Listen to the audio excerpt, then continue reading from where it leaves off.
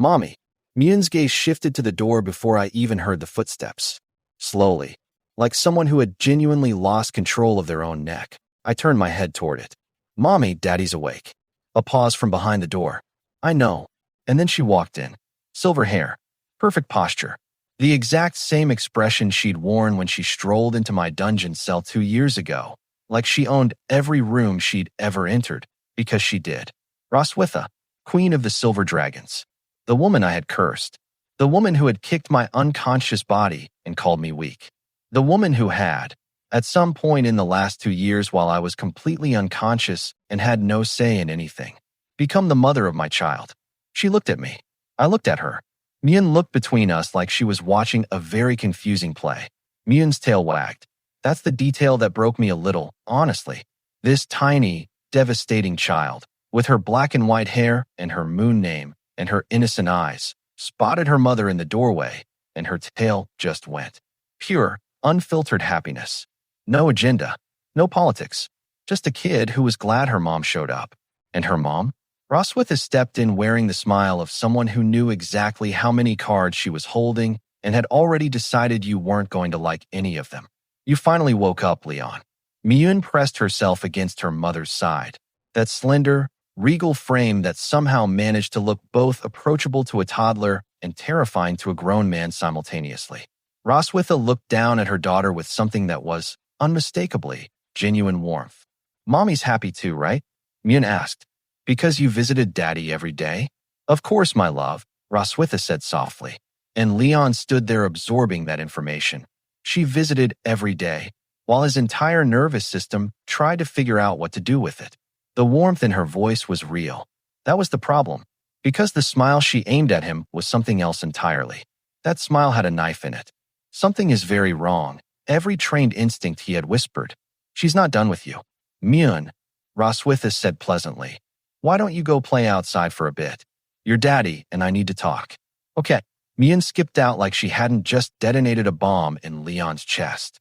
The door clicked shut behind her. Roswitha turned to face him fully and walked toward him.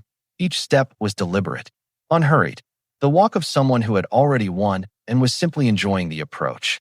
Leon, the man who had faced down dragons on open battlefields, who had graduated top of his class, who had died once already, took a step back. And then another. Is Myun. His voice came out unsteady. That was new. My child, what do you think? Roswitha said. Obviously she's ours. Leon's back found the wall. Roswitha kept coming.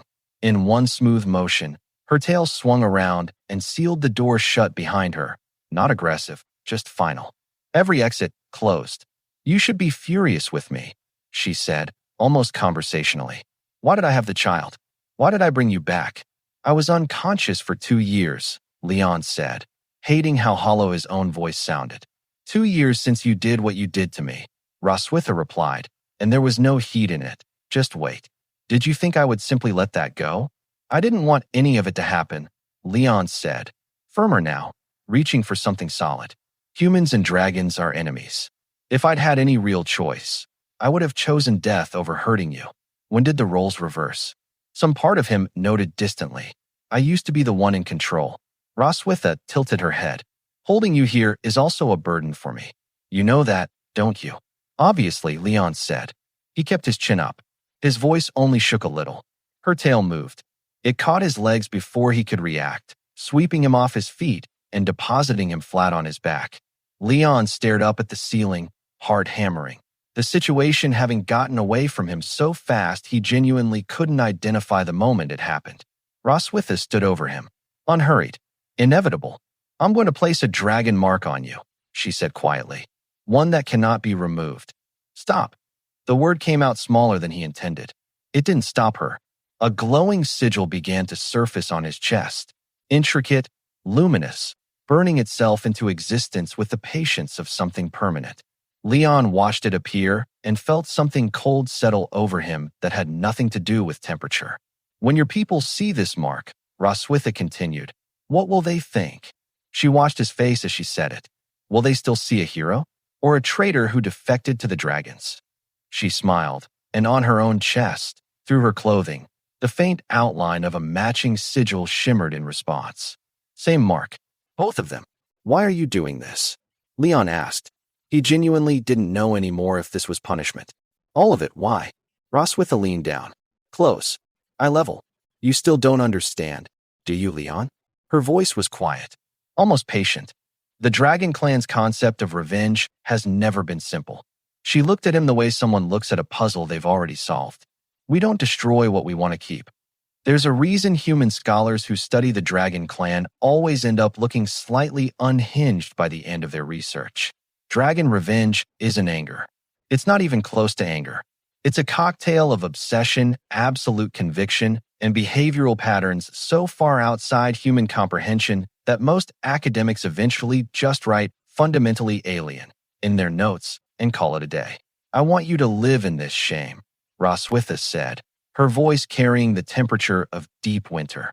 I will humiliate you. Completely. Permanently. She stood over him, looking down at the man who had humiliated her 2 years ago, and she was done waiting her turn. Under the influence of the crest's magic, Leon's vision began to dim at the edges. His consciousness was being pulled somewhere deep and dark, like something had grabbed it by the collar and was dragging it under. Roswitha leaned closer. Let's begin. For Queen Roswitha of the Silver Dragons, making Leon Casmot humanity's greatest dragon slayer, her bound companion and servant was the only revenge that made sense. Humans wouldn't understand it. They'd expect execution, or war, or some dramatic display of power. But this was a dragon's revenge. Patient, total, intimate. A collar made not of iron, but of permanence. I will completely disappear if this keeps up. The thought cut through the fog like a blade. It was a beautiful day over Silver Dragon Castle. Actual sunlight, which felt almost offensive given the circumstances. From somewhere nearby, voices drifted over. The queen seems to be in a good mood today. Haven't you heard? Her husband finally woke up. 2 dragon maids, walking without a care in the world. Chatting like this was completely normal information. Leon, pressed flat against the wall behind them, went very still. Husband. She's telling people I'm her husband. He looked down at himself. He was thinner than he used to be. Noticeably. The kind of thin that happens when something has been wringing you out on a regular basis and not particularly concerned with what's left over. Move, Leon, he told himself. Move faster. Just the memory of the last full day and night made his body react before his mind could stop it. I won't survive another round of that. He clenched his fists until his knuckles whitened. I am Leon. I am not staying here to be someone's toy. I'm moving. Now. He scanned the perimeter. 4 dragon guards at the side gate. Nearly impossible odds under normal circumstances, but something was off. Why are there so few? 2 years ago when he'd arrived, this place had been locked down. Now it was almost quiet. Suspiciously quiet. The kind of quiet that a trained soldier recognizes not as safety, but as a setup. And then he saw it. A hole in the wall, partially hidden by overgrown grass. Just wide enough for one person to fit through. Leon stared at it. Is this a trap? His gut said yes. Every trained instinct, he had said yes. The whole thing had deliberate written all over it. He knocked the back of his own head lightly with his fist. Doesn't matter. Trap or not, I have to move. Even if it's a trap, I'll fight my way through it. He'd been absent from human society for 2 years, but he was still Leon Casmot. And if he could just get back, if he could just reach familiar ground, he could start fixing this. Probably. All right, he muttered under his breath. He crouched, pushed through the hole in the wall. With every inch forward, the air smelled more like escape. Goodbye, unhinged dragon queen, he thought, pulling himself through. And Myun, I'll leave her to you. I'm sorry. He straightened up on the other side. And Myun was standing right there, on her tiptoes, perfectly still, watching him with those enormous, clear eyes. Every single move Leon made was being reported in real time. Mom, look, Daddy's crawling through the hole in the wall. He's so good at it, Myun announced, practically vibrating with excitement. Roswitha was seated in her chair, reclined, and glanced over at Leon's great escape with the energy of someone watching a mildly entertaining nature documentary. Impressive, she said mildly, the ghost of a smile on her face. Myun clasped her tiny hands together, eyes bright with genuine curiosity. Mom, when are you going to bring Daddy back? Roswitha paused. One finger came up and lightly pressed against Myun's lips, the universal symbol for stop talking and listen carefully. Myun, she said, her tone dropping to something cooler. You cannot use the word bring when talking about daddy. It's impolite. Her expression settled into something that could generously be called regal and less generously be called terrifying. The correct word, she continued pleasantly, is retrieve. Leon had no idea any of this was happening. He burst through the other side of the hole and hit the grass running, the warm light of the setting sun hitting him like a sign from the universe that things were finally going his way. The open field stretched out ahead of him. Mountains in the distance. Cross those mountains and I hit the border of human territory, he told himself, legs pumping. Almost there. He'd put enough distance between himself and the castle that a dragon shouldn't be able to. He heard it before he saw it. That unmistakable sound. A low, resonant rumble that vibrated in the chest cavity. Leon had spent his entire career learning to identify that sound. As the Empire's greatest dragon slayer, he had never once been wrong about it. He looked up. A massive dragon was diving toward him, silver scales catching the last of the daylight like a falling star that had decided to aim specifically at him. You're pretty fast, Leon. Roswitha's voice, booming from the dragon's throat, carried the cheerful energy of someone who was absolutely having the time of her life. Leon calculated his options in about half a second. I knew this was a trap. I knew it. I ran anyway because I had no choice, and now she's already here, and Roswitha landed. There is no other way to describe it. She simply appeared in front of him, the way a mountain appears when you round a corner and realize you've been walking toward it the whole time without knowing. The sheer size of her in dragon form made Leon feel like a footnote, a period at the end of a very long sentence. She's playing with me, Leon realized, standing very still. She's been playing with me this whole time. He was furious. He was also extremely aware that being furious at something that large was not a productive use of energy. Roswitha lowered her enormous head, bringing one eye level with him, studying him the way you study something small and interesting you found on the ground. Tell me, she said, almost amused. Was it fun? Who do you think helped you slip past the guards? Who do you think put that hole in the wall? Leon's jaw tightened. I knew it was a trap, he thought. I knew. I just didn't think she'd close it this fast. He looked up at her, all of her, the full impossible scale of a silver dragon queen in her true form, and felt something he hadn't felt in a long time on a battlefield. Even if I made it back to human territory, he said, forcing his voice to stay level. I'm carrying your mark on my chest. You think they'd still see me as a dragon slayer? He let that sit for a moment. So I'll start over. Live as an ordinary person. That's a better deal than whatever this is. The atmosphere shifted. Roswitha's eye, that enormous, ancient, silver eye trained directly on him, narrowed slightly. Ordinary person, she repeated. How ungrateful, she said, and the temperature in her voice dropped several degrees. Her wings opened. The wind hit Leon like a physical force, a wall of displaced air that nearly knocked him off his feet. Before he could brace or recalculate or do anything remotely useful, her claw closed around him, careful, precise, and completely inescapable, and she launched back into the sky. Leon grabbed at the claw with both hands, trying to find any leverage at all. But here's the thing about dragon claws. They're not designed to be escaped from. They're designed for exactly this. Let go of me. Where are you taking me? Leon's voice cracked with the kind of fury that only comes from a man who has completely lost control of his own life trajectory. Oh, since you want to go back so badly, Roswitha said, the smile on her face doing things that smiles should not be legally allowed to do. I'll make that happen for you.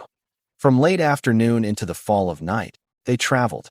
3 hours in the air before the lights of a familiar border town began to flicker into view below. Without a single word of warning, Roswitha dropped him.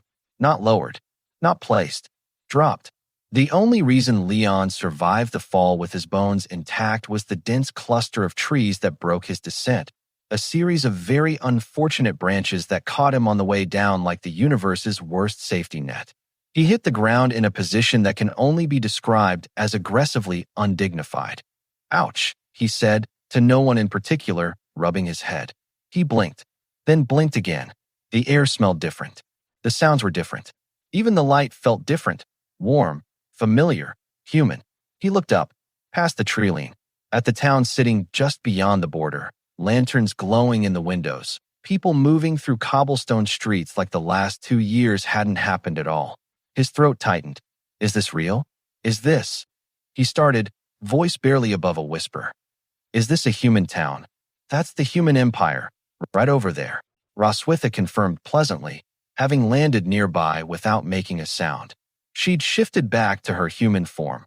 Silver hair, composed expression, hands folded like she was taking a casual evening stroll and not actively dismantling a man's sanity in real time. Leon couldn't stop the tears that came. He didn't even try. 2 years. 2 years of captivity, of waking up to find his life unrecognizable, of fighting just to keep some piece of himself intact. And here it was. Home. Close enough to see. You think you can just cross over? Roswitha said quietly, watching him with something unreadable in her eyes. You think you can just go back? Even though it's right there, Leon, you can't. Then the mark on her chest began to glow. Leon felt it before he saw it. A warmth flaring across his own chest, the dragon mark responding like it had been waiting for this exact moment. His body registered it as wrongness before his mind caught up. Oh, Roswitha said, tilting her head like she'd just remembered something minor. Did I forget to mention? When 2 people share a dragon mark, it reacts whenever one of them tries to connect to the other. Leon startled badly enough to back into a tree trunk. A wide tree trunk.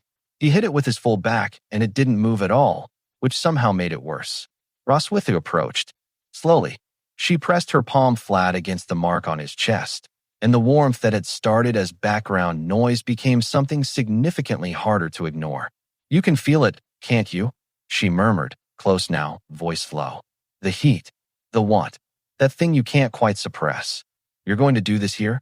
Leon said, the words coming out more strained than he intended. Exactly. She met his eyes without flinching. Do you know why I brought you here? I want you to feel what genuine humiliation is, right in front of the land where you were born. Leon's grip on his own composure tightened. He grabbed her hand, not to pull it away, not to push her back, but to hold it still. And then something shifted in his expression. The panic retreated. The embarrassment retreated. What was left was something older and quieter and considerably more dangerous. You think a little shame is going to break me, he said. Low, even. I'll wait. However long it takes, I'll find my moment. And when I do, everything you've done to me comes back double. Roswitha stared at him. This was new. Not the defiance. She'd expected that. But this. The steadiness of it. The complete absence of performance. He wasn't saying it to sound brave. He was saying it because he meant it. And he knew she knew. And he was looking her directly in the eyes while he said it anyway. For just a moment, something moved across her face that wasn't amusement or cruelty or calculation. She looked at him, genuinely looked at the man in front of her, battered and 2 years worn and crying 30 seconds ago, and now somehow this, and laughed. Softly, almost to herself. Ha, she said. All right. Then she pushed him back against the tree, quick, precise, like punctuation. I'll be waiting, she said. The words carried up into the night air like a promise, or a threat, or something that lived in the space between both. Whatever happens,